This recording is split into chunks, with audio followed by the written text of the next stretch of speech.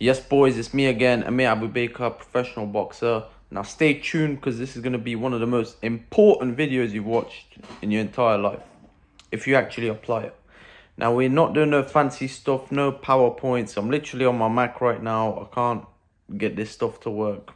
I'm not good at editing. So we're doing this in one take, no fancy edits, no redos, which is actually the best way to do these type of videos because you're actually gaining my wisdom. This isn't some BS that I make up and make sure it's perfect and run through it a bunch of times and then edit it. Nope, this is straight wisdom from my brain to you. Just make sure you apply it. Now today I'm going to be talking about your circle and why it's so important to not have any losers in your circle. And I'll explain why. But when I say losers, I don't mean like, if you got a friend right now who's fat, just cut him off like that. I'll go into detail. Don't have any losers in your circle. Only ambitious people. And if you do have losers in your circle, because look, if you're in a city like me, if you're in any city, like it's not like the 10 friends you grew up with in class and school or whatever. They're just like, if you're trying to be a world champion like me, for example, you're trying to be a multi-millionaire, you're trying to be a big boss. What are the chances the 10 kids you grew up with in class, they're on the same wavelength? Like a world champion, you're literally 0.00001% of society. Multi-millionaire, same thing. Multi-millionaire, actually, it's not even that rare. Did you know you're more likely... Not more likely, that like there's more multi-millionaires in the world. Millionaire, not multi-millionaires. There's actually more millionaires in the world. So you're more likely to meet someone that's a millionaire than someone with a six-pack. Did you know that? That's crazy. Crazy statistic. But a million like net worth, not, cash in a bank ready to spend. Two different things. But still, that blew my mind when I heard that. Because, I got a six-pack. But yeah, if you have a six-pack, technically speaking, even though I would argue the million's more valuable long-term, you're more rare than, it's more rare to come across that than someone worth a million. But anyway, back to my point about keeping losers away and why it's so important. So basically, this crossed my mind because I came to my shop to close up, my barber shop. I'm here right now. It's one of them.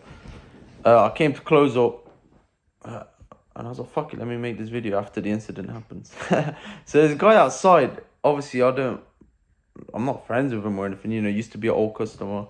I don't want to say too much because the guy could watch this as well, and I don't want to be on in anyone's bad books. I don't really give two craps, but it's better to have a clean reputation. But yeah, this guy, he was yapping about the boxing. I was like, yeah, still ain't came to any fights, ain't seen him there. And then it came out his mind as I was getting in my car. He's like, oh, you'll never be a world champion. But like, he didn't say it in like an offensive way, like, oh, you'll never be a world champion, like trying to get under my skin or anything. It was just a passing comment. Like, he was like, nah, I can't say. He's like one of them guys, like, nah, I can't. You know what? I'm gonna be myself. I don't give a shit.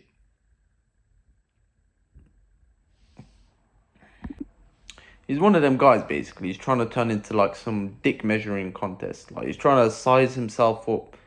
He's just trying to see, like, what I can accomplish, who I am, like, compared to him. And he's like, oh, you're knocking this guy, knocking that guy. He's like, you'll never be a world champion, though. Like, I was just like, what the fuck? Like, this ain't about me becoming a world champion or anything like that. Like, his whole mindset and his whole energy is just fucked up. Like, imagine I stayed, like, consistent friends with this guy. I probably wouldn't have any knockouts. Probably wouldn't be 8-0 right now today. Like, it's crazy. I probably wouldn't even turn professional. And that's just one person. I just saw him. I was storming into my car. Like, literally, I was just closing up the shop. So, let me get in my car. I was like, what the hell? He made that comment. And, yeah, it just got me thinking, like, this is probably, like, just the average guy you guys are surrounded by.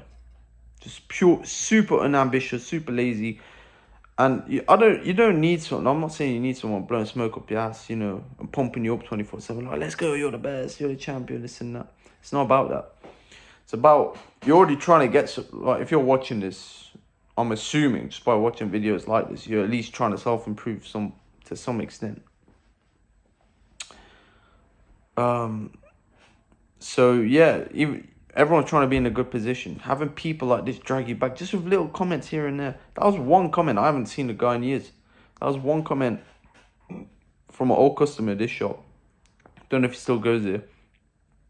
I just bumped into him as I was closing up, talking to some workers, blah, blah, blah. It just got me thinking, this is like the average guy is surrounded by. If you keep hearing this and having this energy around you day after day after day after day, that shit will take its toll. You won't accomplish shit, man. I'll be 100% real with you. Like, it'll be an uphill battle. It'll literally be impossible. And that's one guy. Some of you surrounded by people like this consistently. Now, even me, sometimes I am, but I understand the situation, so I understand it as comment. It's not like I've triggered at him or anything. I was like, I'm gonna be world champion, you watch me. It wasn't anything like that. It was just in one ear out the other. Like, oh, yeah, okay. Like, just show me his character. I was like, guy's a loser. But yeah, that's one thing. So you don't want to be surrounded by losers because of this reason. The second, he also spoke about another fight. I won't mention it. He's like, you won't be a world. Oh, this guy, he won't be a world champion either. Like, I know the guy, innit? And I was just like, why is it any of your business? This leads on to another point. Like, if you ever try to be anything great, you're only gonna be judged and pretty much judged and not hated, but people have their opinions on you. By people sitting on a couch like this guy, like just fat out of shape, sitting on a couch watching you. These are the guys that have an opinion on you. So, like, I don't mean in some big-headed way. Like, why I'm confident. It's probably one of the reasons I'm confident, or more confident than the average guy. This is one of the reasons I'm probably super confident. Like, I'm not confident in a way where I have to force it, show or anything, but just by the way I talk, walk, carry myself, everything. You don't care about the opinions of someone if there's some couch potatoes. So if someone's a couch potato, they got an opinion of you in a way, without being big-headed. In a way, they've automatically put themselves below you. Like, you think 50 Cent, he watches my fight and he goes like, yeah, this kid's not going to be a world champion. No, 50 Cent, even if he see my fight, he'll be like, oh shit, yo, you got them hands, or whatever they say in America. He'll say some shit like that. Probably he'll respect it. He'll respect the grind, because he's above me, he's made millions. He can see someone else hustling at a level he was probably at. He's like, yeah, I'll respect it. But yeah, you only get judged by these couch potatoes that ain't doing much themselves. And another thing, the second reason, this isn't about me being super optimistic, like anyone can achieve their dreams. Whatever you believe, you can achieve it. World champion, yeah. Even though I believe that, like, seriously, that's not the point I'm making. The point I'm making, let's say me, I've said I'm going to be a world champion. Let's say there's a kid, he's saying, I want to be a future multi-millionaire. Even if deep down, like, you're like, yeah, what are the chances of that, mate? Instead of putting him down, like, who gives a shit? Maybe if I go to world champion, but I don't hit that world champion status, maybe you're still a professional boxer, you still have some amazing fights, you build a personal brand, you've probably fight some celebrities. Like, there's all types of stuff. Like, you have some exhibitions.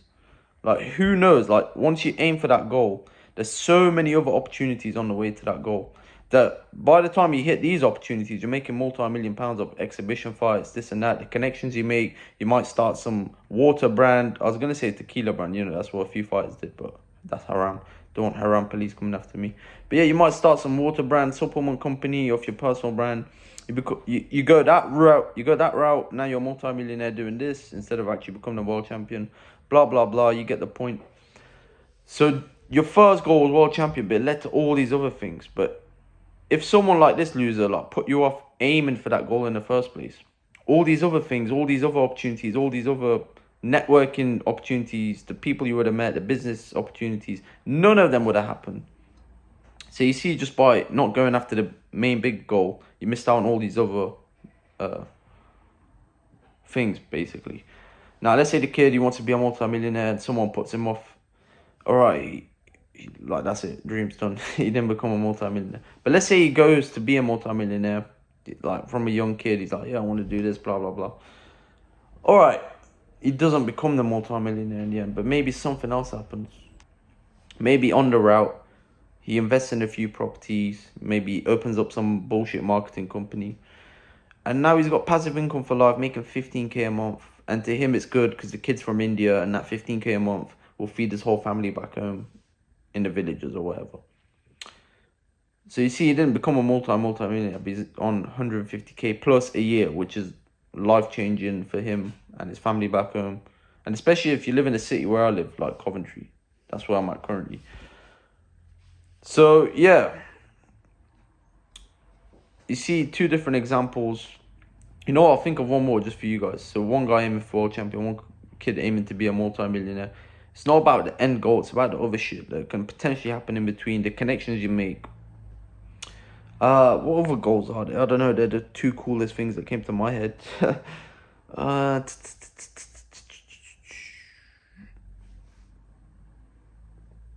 Alright, I'm in a barber shop. Let's think barbering. Let's say some guy wants to become the best barber in the world, the absolute best barber in the world. Alright, let's say no one puts him off his goal, no one negative in his life. He's aiming to be the best barber in the world. But on the way, he realizes it's actually hard because there's people skilled with nothing else to do on the other side of the world but cut hair. This guy cuts hair 8 hours a day. People on the other side of the world, they're cutting hair 14 hours a day. They've absolutely lapped him. They're better at designs, everything. So he can't actually be the best barber in the world. But on the way, he's building his personal brand. He keeps posting barbering clips. And he's managed to network with a few businessmen. And before you know, he's opened a franchise of barbers in his city. Then it expands all over the UK. And now he has a barbering franchise. It's made him a multi-millionaire. He's not the best barber in the world skill-wise, but look, business-wise, everything's boomed. And yeah, he's financially free. Just from cutting hair, aiming to be the best. And now, yeah, he's got several barbers. Now, I'll just say this real quick. I don't care about being the best barber. I had 2 barbershops. But I actually seen someone, I forgot his name, he's an English guy. He set up a barber franchise like this. I've seen it on YouTube. I forgot the name of the barbershop, but yeah, it's super fancy. But yeah, they're just some quick examples that came to my head. No fluff, no BS. What if you guys like these type of videos? Let me know. I'll make them more. The PowerPoint wasn't working on Loom, so I just made it straight up on my phone. Easy, just record, bang, hit upload, done. No more, no fiddling around with edits or anything, basically. But yeah, keep negative. Just negative's a strong word. Like, if someone's being negative to you, but they're being negative to help you progress long term, like let's say you're a loser smoking weed, it's different. But if you got someone always bringing you down, like, and you're thinking big things, you gotta keep them away, man. Keep them miles away. And after you've done it long enough, like me, like it just goes in one ear out the other, and you can sense the energy from like a mile away. Yeah, it's quite funny, man, like, when you said that. Because I didn't approach a guy talking to him. I just turn away, you know, carry on about my business. But he's just yapping. And he just had to let it out, man. He couldn't hold back. He had to let it out. He's like, oh, you'll never be a world champion, though. Like, what are you doing, bro? You're fat. No, it's not about the world champion. Like I said, it's not about the goal. It's about where you're heading, the opportunities and everything else that comes from it. But yeah, also if you don't know what you're currently doing in life, you don't have big goals like this, like don't think too far ahead. Just start with something, and believe me, doors will open themselves. So yeah, stay blessed. Kurdish Knockout King out.